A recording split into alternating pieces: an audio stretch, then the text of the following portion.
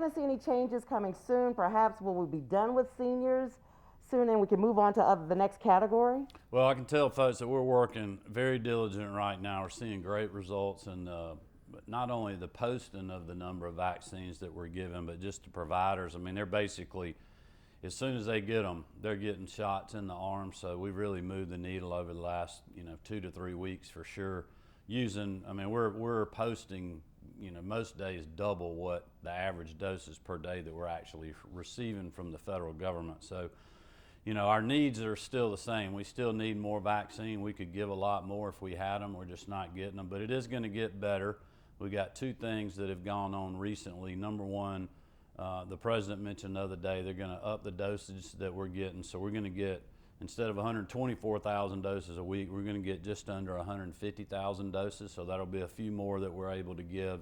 And then the 40,000 doses that were taken out of our allotment of that 120, which will now be almost 150 a week, going to nursing home and skilled nursing facilities. They're basically done there, CVS and Walgreens. So that 40,000 will be able to go to the broader population.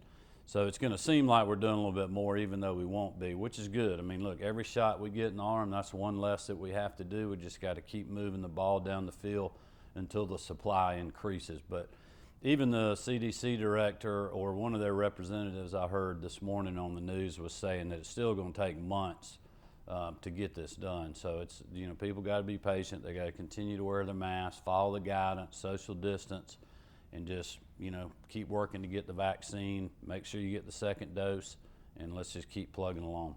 How long do you think we'll be in this 1A, this category for seniors? Yeah, it's kind of hard to say right now. Right now, the demand's still very high. When that starts tapering off, that'll be the time when Dr. Toomey will come to me and say, hey, we need to start considering open up to 1B or expand 1A again, or whatever the game plan will be. We're looking at that now. I don't know exactly when that's going to be yet, because we still have such high demand with our seniors and our first responders and those that are on the frontline medical folks fighting COVID.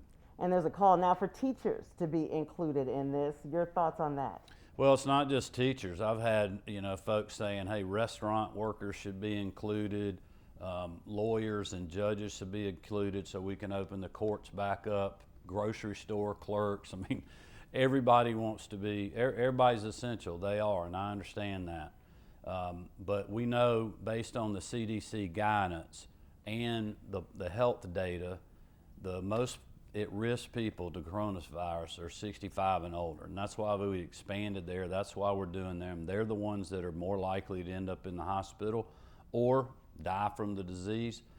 So our goal, and Dr. Toomey's advice, is to keep doing these 65-year-olds until we can get through that, and then we'll open it up to other critical people.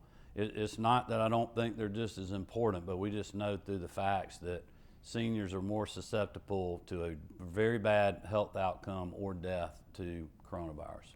And let's talk, you chose to barely increase state funding for the Department of Public Health. Do you feel that they're adequately handling the situation? Does there need to be any type of overhaul there? Are you happy that they're okay, or were you thinking the money that they got from the federal government was enough to hold them over? Oh yeah, they have. Look, money and resources is not public health's problem right now. The problem we have with public health is we need more vaccines that they could give shots or help distribute to private sector providers. They've received almost $1 billion of federal funding, so there's not a need there for money. Plus there's a talk in D.C. right now of a new stimulus package, so there'll probably be even more coming. I think it's been pretty unfairly criticized by the Democrats about public health funding. That is not an issue. If it was, that would have been something I addressed in the budget. We got plenty of resources, not only there, but in other places, and we're putting that to work. What we need is more doses of the vaccine. Couple questions. One, Congresswoman Marjorie Taylor Greene, continuing to make big headlines. Do you think she's becoming a distraction? Have you talked to her at all? Well, I talked to several members of Congress, I don't know, 2 or 3 days ago, just about things. I talked to Senator Ossoff this morning, so we continue to stay in contact with the congressional delegation. Look, I've been pretty busy around here, as you know. I haven't really followed much of what's going on with Congressman Greene. I'd let her speak to those issues. We're focused on the legislative session, continuing to fight the coronavirus pandemic, getting vaccines out. We've been rolling out our initiatives for the session, foster care reform. We'll be talking about education later in the week. We've been getting great economic development news. People are really looking now to the South and realizing the way that we've fought two battles here, one to protect lives, but also livelihoods by reopening our economy in a smart way based on public health guidance is really paying off for us now. Our state's not furloughing teachers, and we're not laying off state health care workers and other state employees. Our budget's going to be flat, if not adding back key things like we did to fund education and other things that we're doing in state government. The legislature's working on that right now. So we just have so many good things on, but we're still, I'm extremely busy focused on what we need to be doing here in Georgia, not necessarily what's going on in Washington, D.C. Well, you did mention you talked to Senator Ossoff and perhaps Senator Warnock. There's some Republicans that are concerned if you had perhaps gotten behind Doug Collins, he could have won that race. Your feelings on really going behind Kelly Loeffler? Do you think she could hold her own against Warnock? Well, I think there's a lot of people felt like, too, that if everybody had lined up behind Kelly, she would have won that race. I think you can make political arguments either way. Look, Kelly and Doug are both friends of mine. They both worked very hard. It didn't turn out the way, I wanted it to. I worked very hard for Senator Loeffler. I worked very hard for Senator Perdue and for the president. But the election is over with. We're going to work on election reform here during the legislative session to make sure all Georgians have confidence in the elections process in Georgia and that it's easy to vote and hard to cheat, and we have secure, accessible, fair elections. So my job as governor is I got to keep moving forward. I got to keep doing what the people expect me to do, and we're working with the other powers that be that are representing our state right now, either here in the legislature, in Congress, U.S. Senate, or at the local level to do just that. Now, Governor, you did mention, though, the race and what happened. We watched the painful journey with President Trump really coming down hard on you, on our Secretary of State. Do you feel like that hurt Georgia at all and helped create what happened here? Well, I would just tell you, I'm not too concerned about, tough political blows I may take. That comes with the territory. I always tell Marty and the girls, look, there's not any crying in politics. We can control what we can control. We can't control what other people are doing. I will tell you that I kept saying, a month before the election, people didn't need to be distracted. They need to focus on the runoffs and focus on helping our Republican candidates. That's what I did. Thankfully, Bubba McDonnell was successful in that race, and David and Kelly weren't, because I believe people got distracted. They were focused on other things besides, that runoff election, and I think it's a good lesson for us. But I think we also have to realize in Georgia on November 3rd, the people that were out there running on what we've done over the last 2 years in my administration, working with this General Assembly, the leadership down here, we talked about and people campaigned, and I helped them do it, on the issues that matter to folks, making sure we have safe communities and going after violent crime and street racing. We passed over 50 health care bills. We opened our economy in a smart way, so we're still the #1 state in the country for business. In many other, we passed the anti-hate crimes legislation. We worked on human trafficking, foster care, adoption care reform. I mean, all those things matter to people, and that's why Republicans had a successful night in the State House on November 3rd, even though we were unsuccessful in other areas. So I think that's a good lesson for us going forward, and does give us optimism as well. But we got to work hard, and we got to share our message. Governor, let's talk 2022. You getting ready? I'm ready. Ready to go? Yes, ma'am. Just want to get an idea. Could be, some folks are saying, a repeat of 2018 with both you and former leader Stacey Abrams. What would need to be done differently this time around, do you think? Well, I'm looking forward to 2022. I've said this many times over the last several days and last several weeks as well. I'm going to run on my record. You know, as somebody that was frustrated with government as a small business owner, that's what got me into running for office in the first place. That still hasn't changed. I got very frustrated with politicians that would say one thing on the campaign trail and do something else or nothing at all when they got in office. And I just said, I'm not going to be that kind of person. I'm going to tell people when I'm running what I'm going to do. And when I get in there, that's exactly what I'm going to do. And that's what I've been doing. We've got a great record to run on. We still have more to do. I think people are going to be asking those questions. You know, who's going to be the best person for them to keep their community safe, to go after violent crime and street racing, to make sure that we have great quality of life in our state. And we're going after human trafficking, and we're creating an environment where we all protect life through many different ways: foster care reform, adoption reform, you know, the heartbeat bill, a lot of other things, making sure that we have an environment where we lower private sector health insurance costs. That is what our waivers are doing. Republicans are doing something about that. This General Assembly and this governor have done something about that and keeping our economy open. And I'm looking forward to campaigning on those issues. I don't care who the opposition is, whether it's a Republican primary or, you know, a Democrat or a Libertarian or whoever in the general election. I mean, you know, I know I'm going to get those, but I'm very confident in my record, and we're going to work hard just like we did last time, and we'll be successful. Not concerned the state may have turned or changed, as everyone's saying blue. Well, the state's changing all the time, and you know, there's a lot of people making the argument that the state's turned blue. I don't know how they can do that when you have a runoff where you had 2 Democrats that won and you had 1 Republican that won in the same runoff at the same time. And if you look back to November 3rd, if you take out federal races, you know, you look at the Democrats versus Republicans on the General Assembly races, Senate Republicans got 53.7% of the vote on November the 3rd. The State House Republican candidates got over 51% of the vote. You had Jason Shaw, who's a Republican Public Service Commissioner candidate that had a Libertarian and a Democrat, won without a runoff. So there's some good stories out there. We just got to remember that. But we can't just say that's going to happen again. We gotta keep working. We got to do some things I think that the Democrats have been outworking us on, and the ground game's one of them. And we've learned from that. We've been watching that, and we'll be prepared in 2022 to combat that. You did come out after the big insurrection at the nation's capital and say you didn't support it. Are you at this point ready to say who you think was responsible for that? Oh, I wouldn't be able to speak to that. You know, I haven't been privy to any of the evidence other than, you know, things I've been reading in the newspaper. But I would tell Georgians that I've been very consistent on this issue. It didn't matter, you know, whether it was what happened a few days ago at the United States Capitol or what happened here in Georgia this summer. We're going to allow in Georgia people to have their voice be heard, to protect their First Amendment rights in a peaceful way. And if people get unruly, we don't care what side they're on.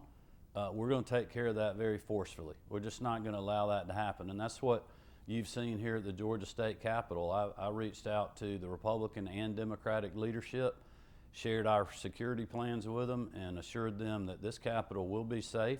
People will be able to be here and let their voice be heard. But if people get unruly, they will be met with strong opposition to that. Are you at all concerned? President Trump said if you run again, he was going to run against you, get someone against you. Does that worry you at all? No, I'm not worried about that. Look, I worked very hard for the president. I worked as hard as anybody in Georgia for his re-election campaign. I supported his legal efforts after the election. But at the end of the day, you know, I put my hand on that Bible that's behind you on that desk, and I swore an oath to protect the laws and the Constitution of this state and the Constitution of the United States. And that's what I did, and that's what I'm going to continue to do. That oath is bigger than me.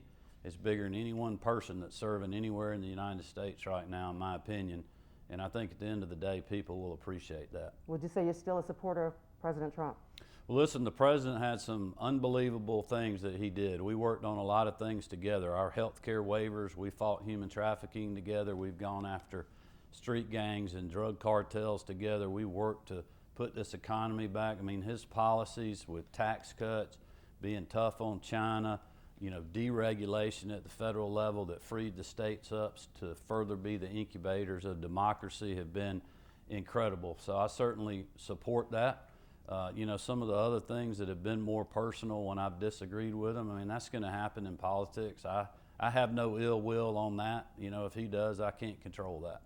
And how do you feel about the new administration? Have you talked to President Biden at all? No, I haven't talked to President Biden, but I can imagine he's still, you know, getting his feet on the ground, been pretty busy. We've been in touch with the administration, obviously mostly on a public health front, talking to folks at CDC and others about vaccine distribution.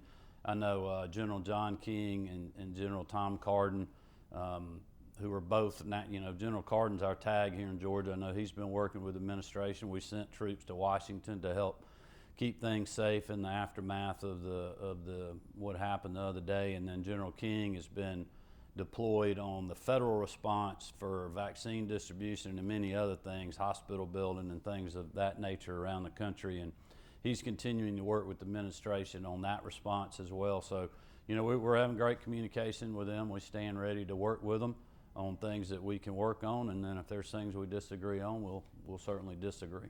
Can we talk Elberton now? Officials there giving vaccines out to people who are not seniors. You all did suspend them. Your feelings on what's going on there in case it's going on somewhere else? I think I'll let Dr. Toomey speak to that, and her team. They're the ones that actually took action through the Department of Public Health.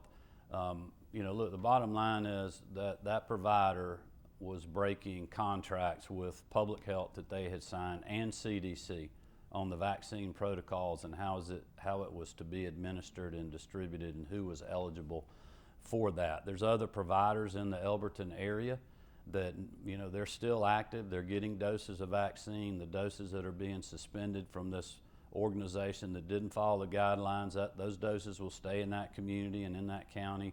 They will just go to the other providers. So people should know they're still going to have the same availability, but we just can't allow people to not follow the protocols and the rules. We're completely comfortable with people disagreeing with the criteria or what have you, but when you sign a contract, that's what you're supposed to follow.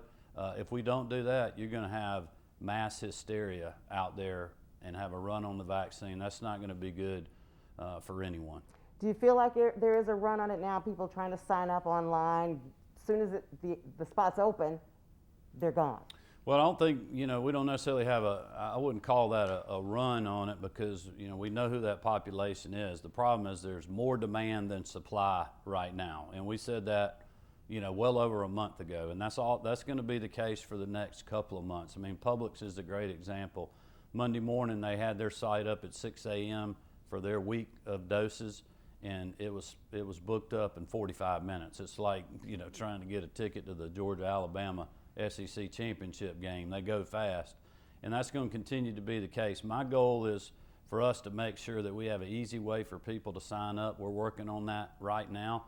Also to include a lot of other providers to spread the distribution out, so it doesn't matter where you live, what community you're in, you're getting the same opportunity as anyone else. We're talking to private sector companies about that. We're talking to, you know, public entities, whether it be local governments, local health departments, and certainly our team at GEMA and National Guard and everybody else is working on that to prepare for that day when we get more doses from the federal government, like every state is calling for. We need more doses, and when that happens, we're going to be ready, and we're going to get that out and continue to get us to a more normalization of our everyday lives, whether it's, you know, getting back in the classroom, getting parts of our economy have had a hard time with COVID, you know, airlines, service industries, hospitality, tourism, back running full steam, even though we're doing better than the rest of the country in many ways. We still got to keep pushing on those things. So we could see these changes by next week if we're getting more vaccine next week. Well, I think we're going to see a little bit of a change next week. I would caution people, this is only a 16% addition to what we had. So we're glad to get it. We're very thankful. We're going to put it out there very quickly, but it's not like we're moving the needle, doubling what we're doing. That's really what I'd like to see, and hopefully we'll see that soon when the Johnson & Johnson vaccine gets federal approval if there's no more issues. And I don't think there has been any, as long as there's no bumps in the road to that getting completed. Perhaps by the end of the month or early into next month, we'll see that supply start to come into our state and the other states. Would you ever think of making these masks mandatory? You know, at this point, I think it's been proven a mask mandate doesn't do any better than not having one. I've been very consistent about masks based on the public health data and guidance that we're getting from CDC and my conversations with Dr. Toomey. People need to wear a mask. I wear mine all the time. I got mine right here. I'm gonna stick it on right when we get finished. We need to continue to socially distance. We need to follow the public health guidance to slow the spread, to keep driving our numbers down. Some local communities are still doing mask mandates, but if you look at states that have done mask mandates and done lockdowns like California and New York, their numbers are not any better than ours. They're worse in some cases, and their economy is a wreck. So wear your mask. You don't need to be mandated to do the right thing.